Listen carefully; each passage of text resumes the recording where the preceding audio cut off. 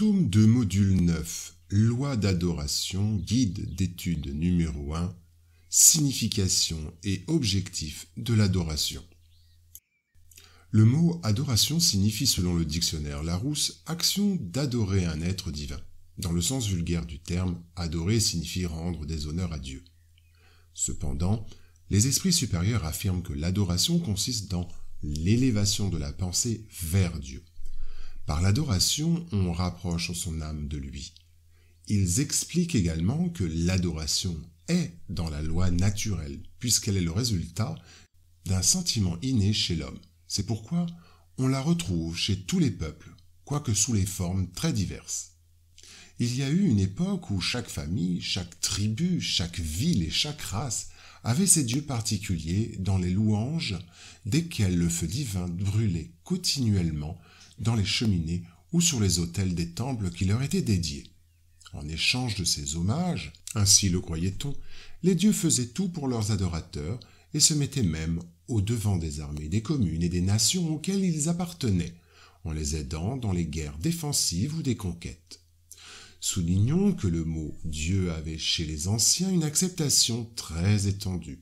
Ce n'était point, comme de nos jours, une personnification du maître de la nature. C'était une qualification générique donnée à tout être placé en dehors des conditions de l'humanité.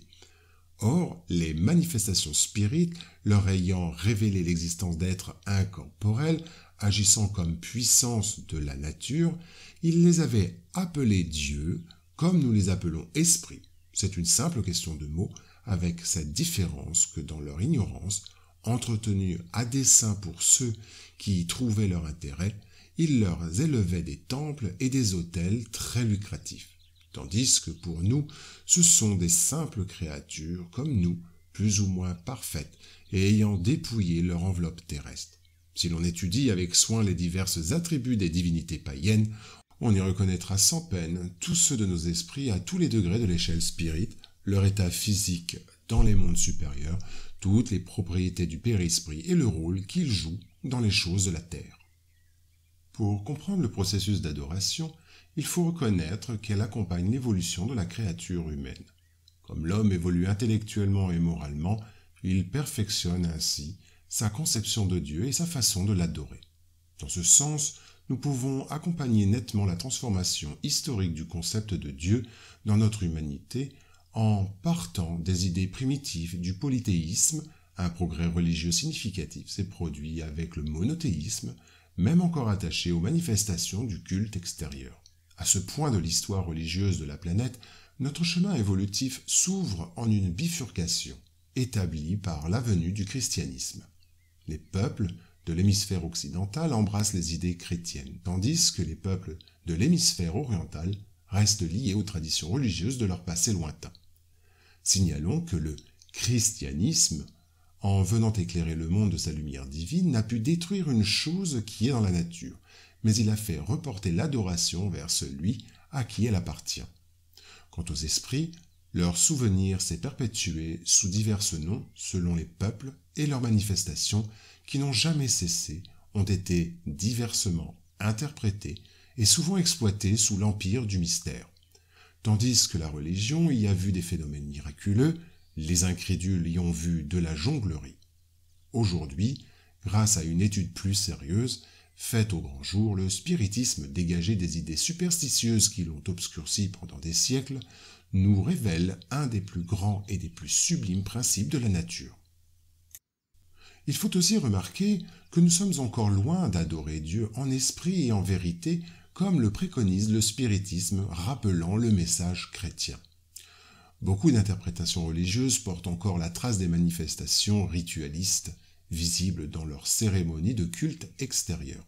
À ce sujet, Emmanuel nous rappelle que dès les premiers temps, comme dans l'actualité, l'homme a eu une conception anthropomorphique de Dieu.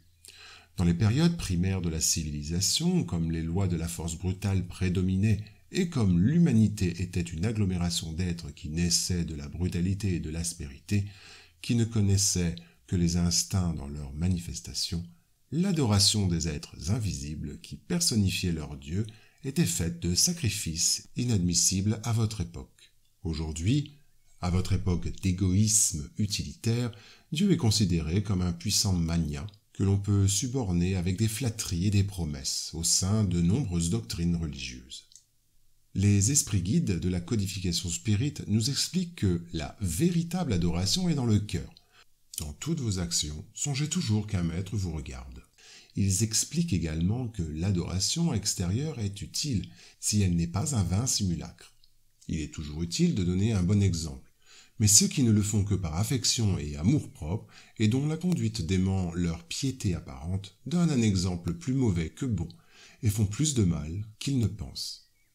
En vérité, poursuivent les esprits codificateurs, Dieu préfère ceux qui l'adorent du fond du cœur avec sincérité, en faisant le bien et en évitant le mal, à ceux qui croient l'honorer dans des cérémonies qui ne les rendent pas meilleurs pour leurs semblables. Tous les hommes sont frères et enfants de Dieu. Il appelle à lui tous ceux qui suivent ses lois, quelle que soit la forme sous laquelle il les exprime. Celui qui n'a que les dehors de la piété est un hypocrite. Celui chez qui l'adoration n'est qu'affectée avec sa conduite et en contradiction donne un mauvais exemple. Celui qui fait profession d'adorer le Christ et qui est orgueilleux, envieux et jaloux, qui est dur et implacable pour autrui, ou ambitieux des biens de ce monde, je vous dis que la religion est sur ses lèvres et non dans son cœur. Dieu qui voit tout dira, celui-là qui connaît la vérité est 100 fois plus coupable du mal qu'il fait que l'ignorant sauvage du désert, et il sera traité en conséquence au jour de la justice. Si un aveugle vous renverse en passant, vous l'excusez. Si c'est un homme qui voit clair, vous vous plaignez et vous avez raison. Ne demandez donc pas s'il y a une forme d'adoration plus convenable, car ce serait demander s'il est plus agréable à Dieu d'être adoré dans une langue plutôt que dans une autre. Je vous dis encore une fois, les chants n'arrivent à lui que par la porte du cœur.